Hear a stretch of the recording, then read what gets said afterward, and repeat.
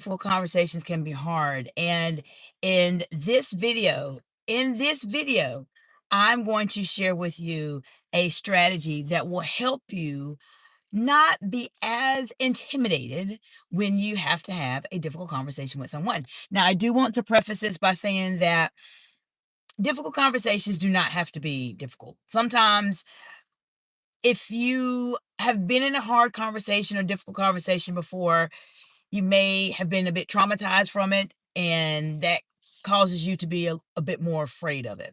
And I do want to also mention that you can learn how to manage difficult conversations. And today is a question and answer. So feel free to ask me any questions you have as it relates to this topic specifically. I will be here for just a few moments, but while I'm waiting for questions to come in, I do want to give you some insight in terms of specifically, sorry, I had to get myself together there, specifically what has helped me to have difficult conversations so that in hopes it helps you as a leader. One of the things that comes up, or what I've seen be very successful, or what people really ask me about when they're having difficult conversations, is how do I have this conversation? I don't know when to say the bad news I may have to give. I don't know exactly what to say. And the one strategy I would share with you if you're planning to have a difficult conversation is to remember that how would you want to be spoken to in a difficult conversation? It really comes down to that, because if you are a person who has been in a situation where someone has delivered bad news to you, how would you want them to speak to you? Would you want them to speak to you in a very kind way, compassionate way? Would you want them to be aggressive? Most of the time, people do not want to be spoken to in a very aggressive way. And when you're trying to have that difficult conversation with someone, remember, how would you want someone to communicate with you when a difficult conversation comes up?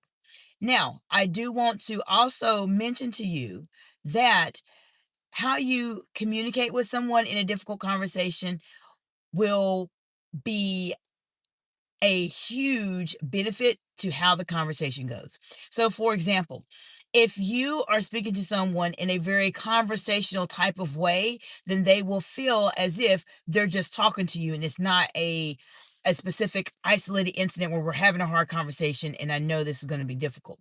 So I want to say hello and good morning, good afternoon, good evening for those of you watching the live today. Let me know what questions you have very quickly about difficult conversations and I will answer them for you. If you are new to my channel, I focus heavily on advanced communication skills and strategies to help you be able to speak more confidently and concisely under pressure as a leader. If this at the least amount is something you want to learn more about, then you absolutely want to subscribe to the channel. I will be live here for the next couple moments. So let me know what questions you all have as it relates to difficult conversations. I want to say hello to user ZP50F4FP9F. Hello, welcome. How you doing today? Byron Jones, I7E. Good morning, Byron. How you doing today? Welcome back. I believe you've been on the channel before, so good to see you again, friend. As I mentioned, when you're having a difficult conversation, make it like a conversation. The main mistake that leaders make is that they feel or think that when they have a difficult conversation, they have to set it up in such a way to where it is this big event, this massive event where you're going to have a conversation with somebody. It's going to be hard and it's going to have a negative outcome.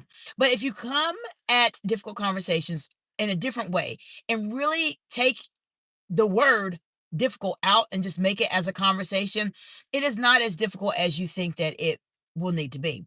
For example, when I'm having a difficult conversation with someone, the main thing that I do specifically when I'm talking to someone is I will literally ask them at the very beginning. Even if I know I'm going to have a hard conversation with someone, at the very beginning, I will tell them or ask them, how are things going for you? How is your day going? How are things going in your role? Because a lot of times what happens is the more that people will start to communicate with you as it relates to their struggles, their challenges, I have found that most of the time, the person you need to speak with as a leader will probably let you know what is bothering them or what they are struggling with. And when I find that information out and I let the person speak, then I will just add to what they have already said, which is how I'm able to make difficult conversations not as difficult. Because if the person is telling me, I'm really struggling with this, I'm having a hard time with this, or this is not working out to me, then they have already came up with a solution or issue that they are dealing with. So when you're speaking to them about whatever the challenge is or whatever difficult conversation or difficult aspect of it you need to talk to them about, then you can just simply have that conversation and say, well, I understand that you are having some challenges with this specific type of issue or topic rather, and I've noticed that you've been struggling with this, so let's talk about options to help you.